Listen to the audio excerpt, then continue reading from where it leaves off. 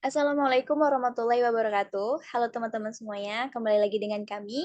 Di sini kami akan memberikan informasi terkait tentang pembelajaran data mining. Pada pertemuan sebelumnya kita telah mempelajari dan teman-teman sudah paham mengenai data selection ataupun data transformation.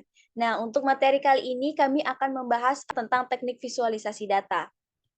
Sebelum teman-teman mengenal tentang teknik-teknik visualisasi data pada data mining, ada baiknya sih teman-teman ini harus mengenal atau memahami apa itu visualisasi data? Visualisasi data merupakan bentuk grafis atau visual dari data dan informasi. Visualisasi data juga mengacu pada teknik untuk mengkomunikasikan data dengan membuatnya sebagai objek visual. Jadi sederhananya adalah visual data adalah proses pencapaian data, penyampaian informasi dengan cara yang dapat dan cepat sehingga mudah dicerna oleh penampil maupun pembaca. Pada penggunaan visualisasi data adalah bagian dari pra-pemrosesan dari prosedur data mining. Ini merupakan cara yang berpengaruh untuk menganalisis data dengan hasil yang rapi.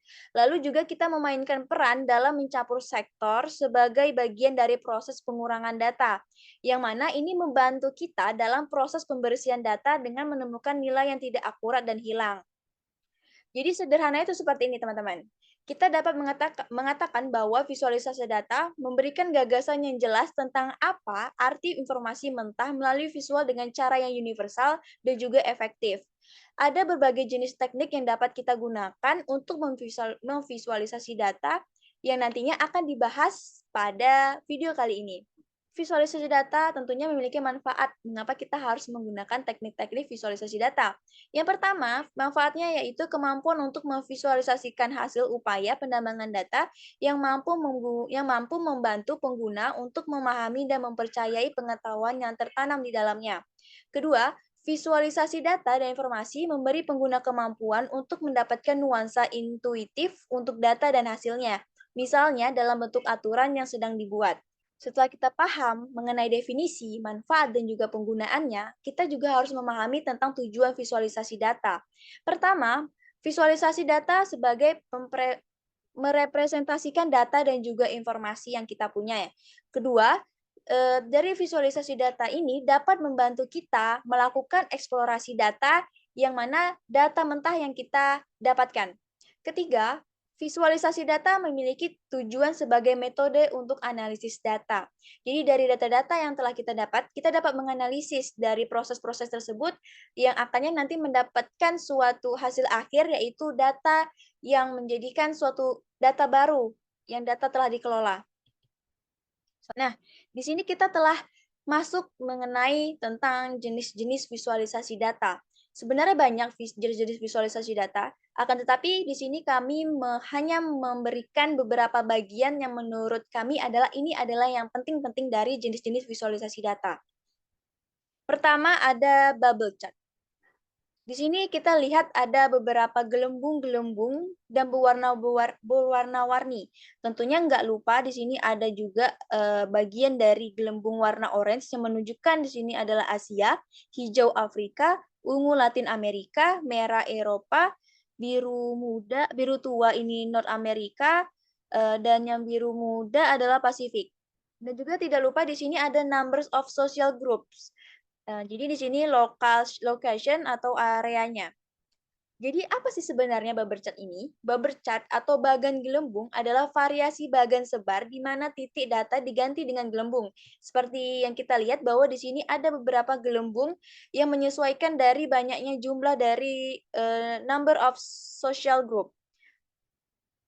Dan juga dari bubble chart ini proporsi data tambahannya itu digambarkan dalam ukuran gelembung. Dapat kita ketahui bahwa semakin besar nilai ataupun number of social groups-nya, maka gelembungnya akan semakin besar menyesuaikan dari banyaknya atau tingginya nilai.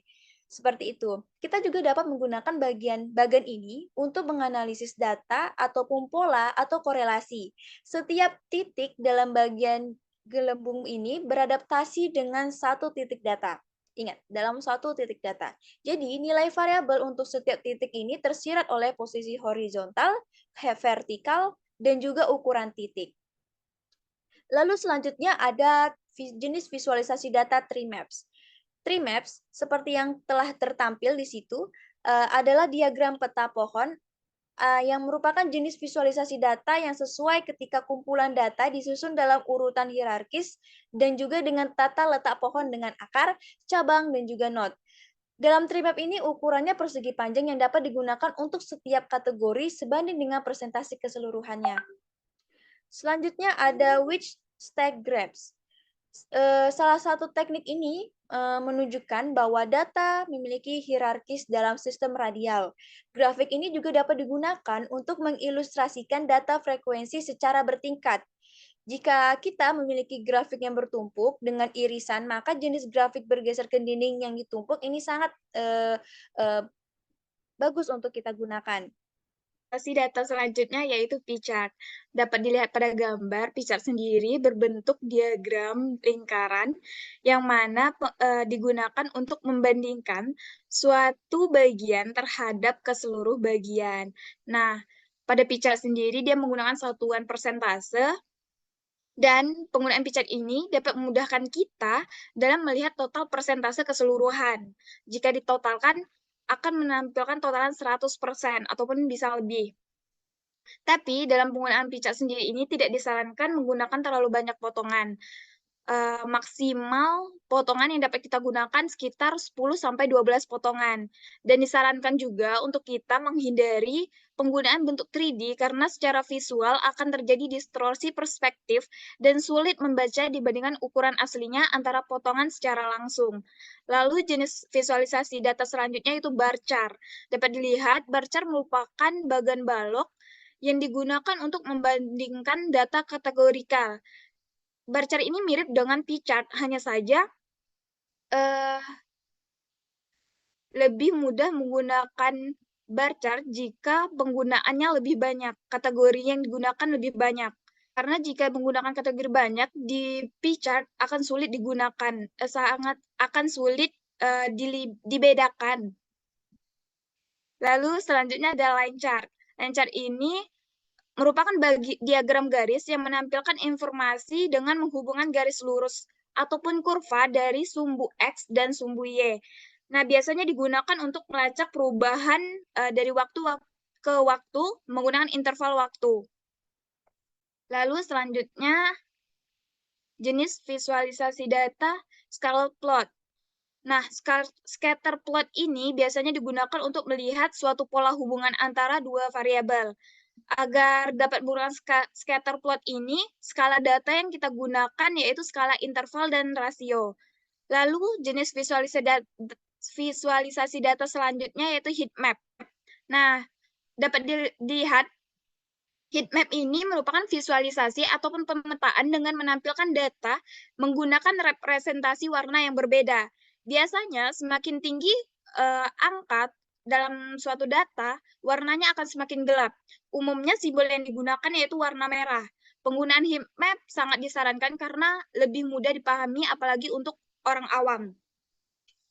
Lalu selanjutnya ada jenis visualisasi data histogram. Nah, histogram ini merupakan metode yang menampilkan data secara grafis yang mengatur dan menampilkan frekuensi data sampel pada rentang tertentu. Frekuensi data pada masing-masing kelas yang dipresentasikan berbentuk grafik diagram batang dan kolom. Jika dilihat sekilas akan hampir sama dengan bar chart, hanya saja perbedaannya terletak pada angka diagram yang jumlahnya bersifat kisaran. Rentang data yang terdapat pada diagram ini biasanya mewakili beberapa data sekaligus dan sifatnya bukan satuan. Lalu selanjutnya ada ANOVA. ANOVA sendiri merupakan sebuah analisis statistik yang menguji perbedaan rata antar grup.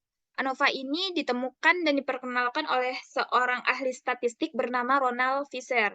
Nah, ANOVA ini singkatan dari Analysis of Variance.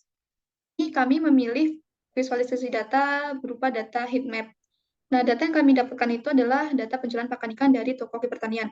Sebelumnya, kami sudah melakukan pengolahan data, yaitu berupa data cleaning, data selection, dan juga data transformation. Nah, setelah kami olah data itu, kami akan visualisasikan agar lebih mudah dipahami. Nah, kenapa di sini kami memilih bentuk heat map? Karena heat map ini lebih mudah dipahami oleh orang awam sekalipun, sehingga tidak ada pihak atau orang yang kurang paham atau kesulitan untuk memahami data pengguna yang telah didapatkan. Dapat dilihat, ini adalah data yang kami dapatkan telah kami olah. Nah, jadi ini adalah sebelumnya data mentah yang telah kami gabungkan dari 3 bulan, dari bulan Maret, April, dan juga bulan Mei dari penjualan pakan ikan. Jadi di sini ada dari nama produk, ada nomor, tanggal, nama produk, kuantiti, dan juga total.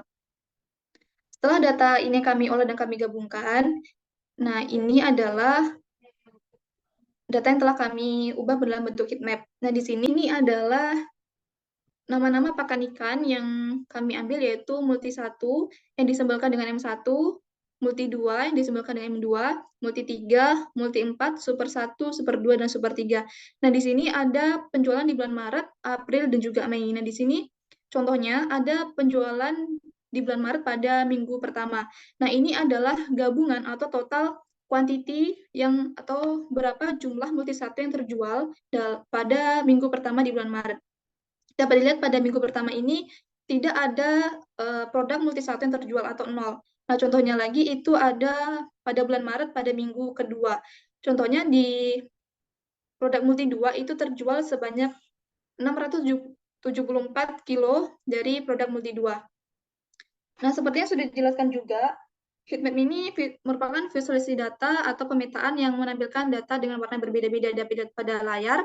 Di sini ada data yang memiliki warna hijau, ada kuning, dan juga menengah. Jadi, setiap warna dari data ini memiliki simbol yang berbeda-beda. Nah, ketika data itu memiliki warna hijau, itu berarti rendah atau dapat dikatakan bahwa penjualan dari dapat lihat pada multi 1 ini merupakan penjualan yang paling rendah karena di sini banyak penjualan yang terindikasi dalam warna hijau atau banyak yang tidak terjual atau tidak ada konsumen yang membeli. Nah, untuk warna kuning itu adalah tingkat penjualan yang menengah.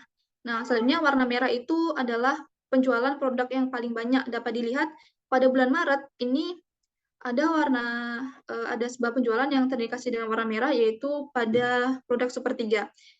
Pada bulan Maret minggu ketiga, itu terjual sebanyak 1.020 produk pakan ikan sepertiga. Nah, pada bulan April juga terdapat sebanyak 1.140 produk sepertiga yang terjual, dan juga bulan Mei itu terjual sebanyak 1.272 produk pakan ikan sepertiga. Jadi dengan data heatmap ini dapat disimpulkan bahwa dari berbagai macam produk pakan ikan tadi, dari multi 1, multi 2, multi 3, multi 4, super 1, super 2, dan super 3, yang paling banyak dicari oleh konsumen itu adalah super 3. Karena super 3 itu memiliki angka penjualan atau kuantiti yang paling tinggi. Jadi dengan heatmap ini, kita cenderung lebih mudah untuk memahami suatu data atau representatif visual dari data. Nah, khususnya itu karena kelompok warna yang jelas. Oleh karena itu, dengan heatmap, kita dapat memahami data yang banyak dengan lebih cepat karena penyajiannya itu lebih sederhana dan juga lebih mudah untuk dimengerti. Oke, dari kami, inilah hasil dari pemateri pada video kali ini. Semoga teman-teman dapat dipahamin, dan untuk kedepannya, kami akan memberikan informasi lain terkait tentang data mining. Sekian dari kami, wabillahi taufiq wal hidayah. Wassalamualaikum warahmatullahi wabarakatuh.